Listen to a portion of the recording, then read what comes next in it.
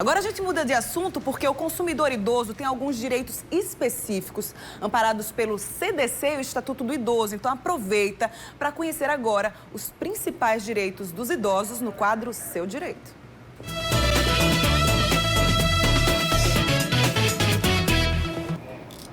Aqui no estúdio eu recebo a advogada especialista em direito previdenciário, Daniele Mello. Mais uma vez aqui, né? Bom dia. Bom dia, Bruna. Seja bem-vinda mais uma vez. Vamos lá, são direitos bem específicos para essa parcela da população. Quais são os principais, Daniele? Funciona mesmo? Olha só, Bruna. Então, os idosos, a partir de 2003, eles passaram a ter uma proteção específica da legislação, que foi o Estatuto do Idoso. E esse estatuto, que é uma lei específica para proteger os idosos, ele trouxe alguns direitos específicos. A gente pode, assim, citar como exemplo principal a questão da prioridade do idoso. O idoso, ele tem prioridade no atendimento hospitalar, ele tem prioridade no atendimento bancário, ele tem prioridade na tramitação do processo, quando ele é parte do processo judicial. Algumas prioridades que o idoso tem a partir de 60 anos e também o que a gente chama de super prioridade, que são para aqueles idosos com mais de 80 anos que têm prioridade em cima da prioridade. Então, primeiro a gente está falando dessa parcela que tem mais de 60 anos de idade. Então, a partir de 60 anos, já é considerado idoso. É considerado idoso. Pelo Estatuto do Idoso, sim. A gente sabe, né, que hoje em dia a nossa população, né, envelhece cada vez mais, mas os idosos têm se cuidado cada vez mais. Então, às vezes, a pessoa tem 60 anos e não aparenta ter 60 anos. Como é que essa pessoa faz para exigir o direito? Tem que comprovar, Daniele? Tem que comprovar. E a prova é o documento de identificação. O RG, a carteira de trabalho, o passaporte. Tem que provar de fato que é idoso. Porque às vezes realmente tem 60, mas tem rostinho de 50. E você sabe que você falou aqui sobre a super prioridade para maiores de 80 anos. É uma mudança recente? É uma mudança bastante recente, acredito que uns 2 anos, salvo engano.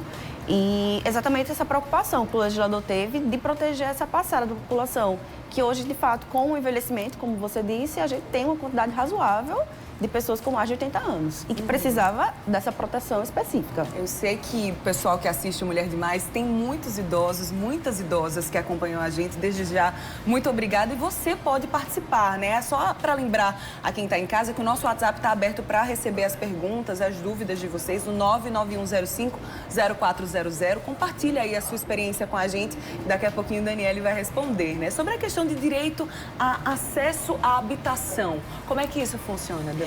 Então, o Estatuto, ele trouxe uma previsão para dar uma, digamos assim, uma certa prioridade ao idoso quando ele for ser beneficiado com esses programas de habitação popular. Então, necessariamente, o ente federativo que estiver financiando esse programa de habitação popular, ele tem que reservar, no mínimo, 2% daquelas habitações para a parcela idosa, os idosos que preenchem os requisitos para ter acesso a essas habitações. A gente tem falado muito sobre reforma da Previdência, sobre Previdência, com relação aos idosos, os idosos, né? Qual é o benefício? Existe algo específico para eles também? Olha, Bruna, existe. Por exemplo, a aposentadoria por idade só vai ter acesso o idoso. O homem a partir de 65 anos e a mulher a partir de 62.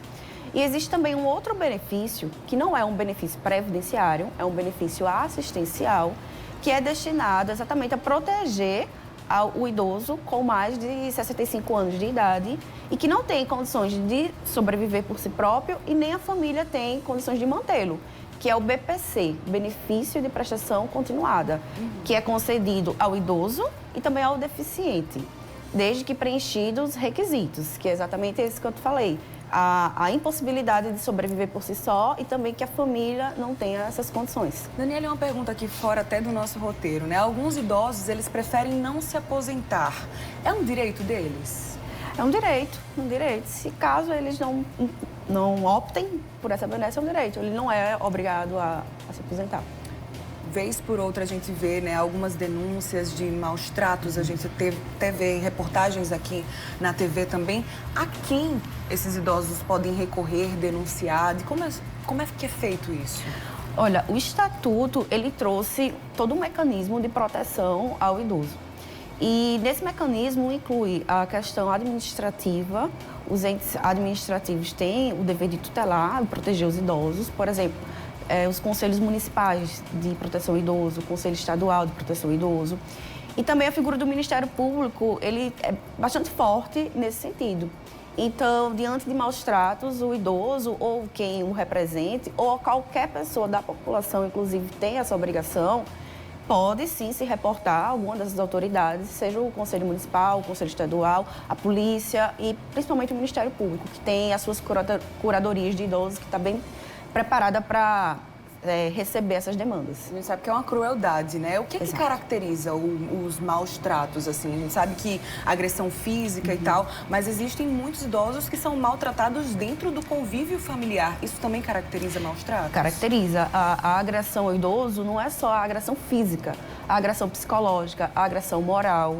E um exemplo, que é um crime, que às vezes acontece bastante, é a questão da retirada cartão de benefício do idoso, retira da posse dele alguma pessoa, seja do seu convívio familiar, retira da posse dele para se apropriar desse dinheiro. Isso também é um crime. É considerado um crime. É considerado um crime, exatamente, de ação pública incondicionada.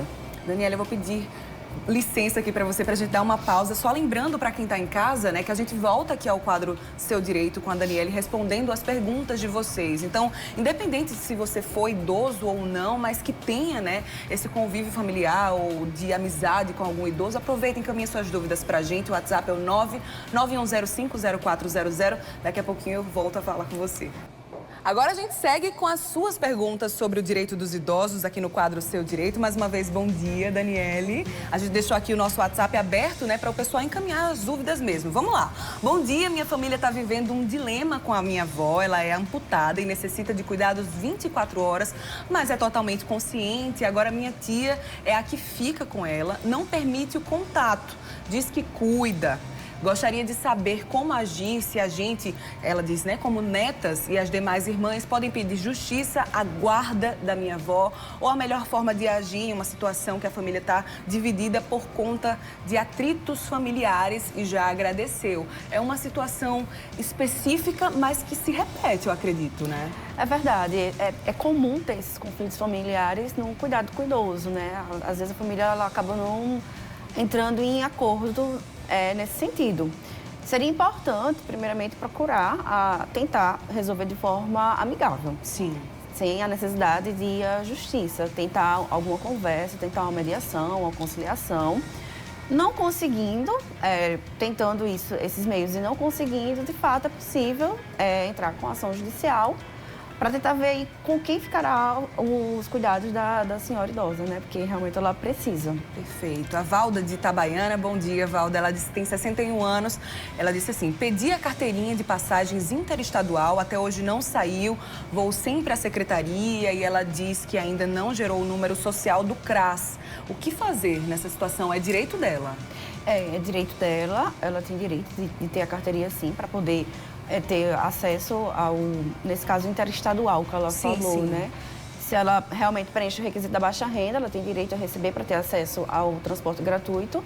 E diante dessa demora, ela não conseguindo resolver de forma administrativa, eu sempre aconselho que tente o máximo possível resolver de forma administrativa, ela pode pedir, pleitear também por uma ação na justiça, que seja concedido esse documento e, consequentemente, o gozo do direito. Olha aí, Valda, vai lá mais uma vez, né, na secretaria e tenta novamente de uma maneira amigável. Se não, exige o direito na justiça, que é importante, né? Mais uma dúvida. Bom dia, eu gostaria de saber se uma pessoa com 68 anos nunca pagou o INSS, se essa pessoa pode se aposentar, já tem uma pessoa em casa que tem um benefício, o nome dela é a Maria José. Ela pode se aposentar mesmo sem ter contribuído? Então, Maria, não seria aposentadoria, seria o benefício de prestação continuada ao idoso. O fato de ter uma outra pessoa no grupo familiar recebendo o benefício não é impeditivo de imediato para ter acesso ao BPC. Teria que ser avaliado realmente as condições sociais da família. Esse benefício é suficiente para a manutenção de toda a família ou não? Se não for suficiente, é possível sim que a idosa tenha acesso ao benefício, o BPC. Perfeito. Tem carteira de identidade gratuita para idosos ou esse idoso precisa pagar, né? Se um idoso está isento do IPTU, é verdade? Ela disse que tem muita dúvida sobre os direitos que eles têm, porque tem 3 idosos na família, um com 79, 81, outro com 69 anos de idade. É a Meire. Bom dia para você também, viu, Meire? Então, Meire, em relação à isenção do IPTU, cada município vai ter sua legislação específica. O Estatuto do Idoso, ele traz essa previsão de que é possível haver isenção do IPTU, todavia a gente teria que conhecer o seu município e a legislação dele para a gente poder te dar uma resposta melhor sobre isso, mais acertada sobre isso. Mas que há previsão no Estatuto, há. Porém, o município ele precisa legislar sobre e dizer se vai conceder ou não a isenção aos idosos. Perfeito. Daniela, a gente teve muitas perguntas, já agradecendo, né, ao pessoal de casa pela interação. Obrigada pela parceria, pela companhia aqui. Afinal, esse espaço é de quem está em casa mesmo, né? Inclusive falando sobre o direito de quem está em casa.